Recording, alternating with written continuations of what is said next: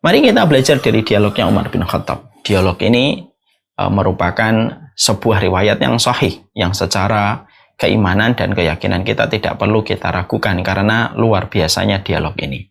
Umar bin Khattab beliau dalam satu kesempatan hari, beliau didatangin oleh seorang bapak. Bapak ini menjewer seorang anak. Anak itu dijewer sama bapaknya, lalu dihadapkan kepada Umar bin Khattab radhiyallahu anhu.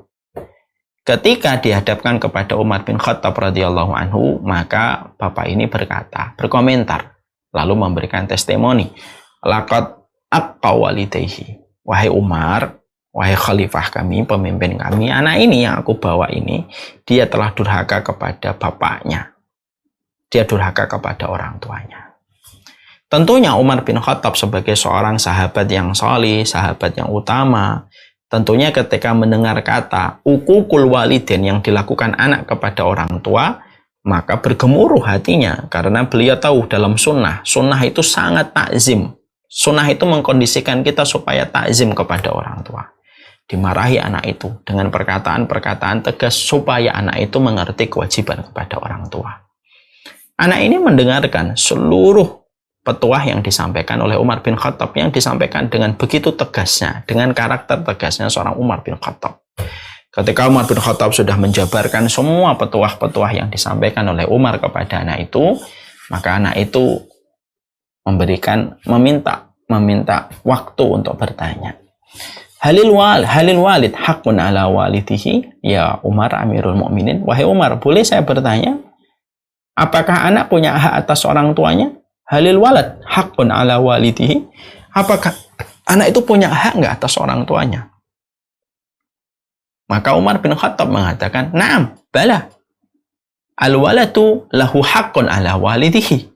Lalu Umar bin Khattab mengatakan, iyalah, setiap anak punya hak atas orang tuanya.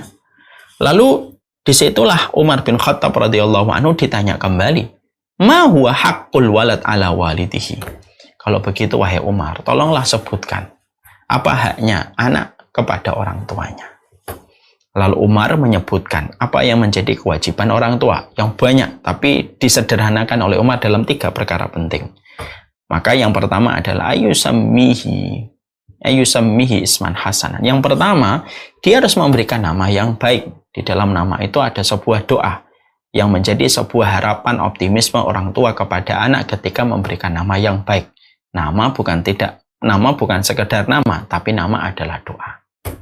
Yang kedua, yaitu adalah memberikan kepadanya, yaitu ibu yang beriman kepada Allah, ibu yang solihah, ibu yang taat. Karena pemilik rahim yang taat melahirkan pahlawan-pahlawan hebat pada kehidupan anak itu. Karena pahlawan Islam itu tidak pernah jauh dari rahim yang taat kepada Allah. Jadi harus memberikan wanita-wanita yang solihah lagi taat kepada Allah. Yang ketiga, kata Umar bin Khattab kepada anak itu, yaitu adalah ayyu'allimahu. Ya, ayyu'allimahu kitaban min kitabillah wa sunnatan min sunnani Rasulillah sallallahu alaihi wasallam. Maka kata Umar yang ketiga adalah dia harus mengajari setiap hukum dan petunjuk yang ada di dalam kitabullah, dan dia mengajari sunnah-sunnah yang disampaikan oleh lisan Rasulullah. Ketika Umar bin Khattab menyampaikan tentang pemaparan yang menjadi haknya anak kepada orang tuanya, pada saat itulah anak itu lalu berkata, sesungguhnya kewajiban hak ini tidak saya peroleh. Orang tua saya tidak melaksanakan semuanya. Bahwasanya dia memberikan nama saya nama yang tidak ada doanya. Nama saya Ju'lan, dan tidak ada sebuah harapan pada nama saya karena tidak ada doanya. Dia ngasih nama saya Ju'lan, gak ada artinya wahai Umar. Lalu yang kedua, dia memberikan kepadaku seorang ibu majusi, ibuku penyembah api. Dia tidak beriman kepada Allah dan Rasulnya. Yang ketiga, walam yu'allimuni harfan min kitabillah. Dia tidak pernah mengajari kepadaku satu huruf di dalam kitabullah, dan tidak pernah mengajarkan kepadaku sunnah-sunnah nabimu. Ketika seorang Umar bin Khattab mendapatkan jawaban itu, maka kemarahannya Umar lebih besar daripada yang sebelumnya. Ketegasannya Umar lebih besar daripada kondisi sebelumnya. Ketika pertama kali mereka datang, Umar langsung berkata kepada bapak tua ini yang telah menjewer anaknya, menghadapkan anak itu kepada beliau, laqad aqaqta walidaka qabla ayyika. Sesungguhnya kamu telah durhaka kepada anakmu sebelum anak itu durhaka kepada dirimu.